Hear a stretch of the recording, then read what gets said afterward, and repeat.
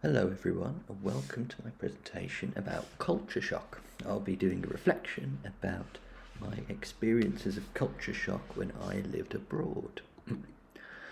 Let's move on to the introduction. I'll be discussing my life in Taiwan. I moved there in 2013 and I taught English for 2 years before coming back to England. But before we look at culture shock, it's important to look at what exactly culture shock is. It is a reaction felt by a change in culture, usually from the kind of familiar to the unfamiliar. So I was from England and I moved to Taiwan, and so my experience was unfamiliar moving to a new country.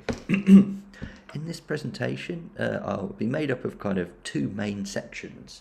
So the first will be the first main point that I had when I was living abroad, which were my language issues, and I'll relate that to the literature to see if my experiences were similar or different. And then I'll look at point two, which were diet issues that I had, and then try to relate that to the literature as well. Finally, I'll reach a conclusion. Let's look at point number one. So this is the language issues that I had. So when I moved to Taiwan, I only spoke English, and in Taiwan, they tend to speak Mandarin Chinese. Therefore, it was difficult for me to complete my day-to-day tasks. So things like finding a flat, talking to my landlord, going to the bank, going to the post office were all incredibly difficult or impossible because I couldn't speak the language.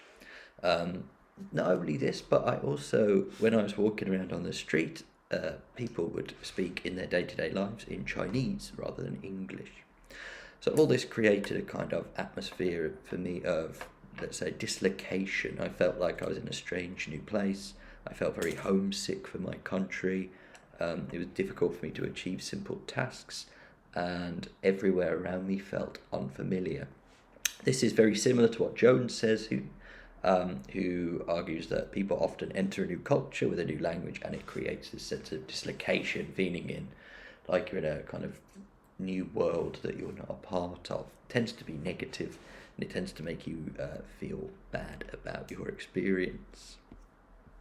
Point two, let's have a look at this and move on, are the diet issues that I had when I was there.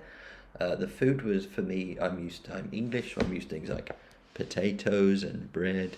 And in Taiwan, they have less of that. They have Taiwanese food, has a lot of rice, a lot of noodles, a lot of actually fresh vegetables and meat, lots of boiling. This was unfamiliar to me. Because of that food difference, there was a lack of kind of my comfort foods, so I was already feeling dislocated and homesick, and I didn't really have my comfort foods of things like buttery toast.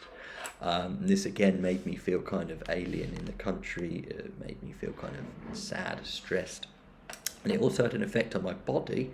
I found because portion sizes tended to be smaller in Taiwan than they were in England. So initially when I was there, I felt very empty.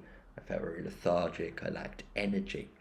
This is similar to what Thompson says. So Thompson reported that a new culture's diet can affect one's physiognomy and their sense of belonging. So the people have an effect on their bodies feel different, and they tend not to feel connected to that country because they lack the same kind of comfort foods that they have. So these are two big points that I had in my experience in Taiwan. So kind of in conclusion, which is quite interesting, is that culture shock is this feeling of feeling unfamiliar in a new culture. I had language issues speaking Chinese, and diet, having to eat foods I was unfamiliar with. But I learned things, I learned that if I'm going to live abroad again, I would learn some more of the language before I came so that I was ready. And I would immediately try to source more familiar foods, maybe try different supermarkets and see what I could find there. This would hopefully make me, or lessen the effects of culture shock on me. Here is my bibliography. So we've got Jones, Smith and Thompson. Thank you for listening, and if you've got any questions, please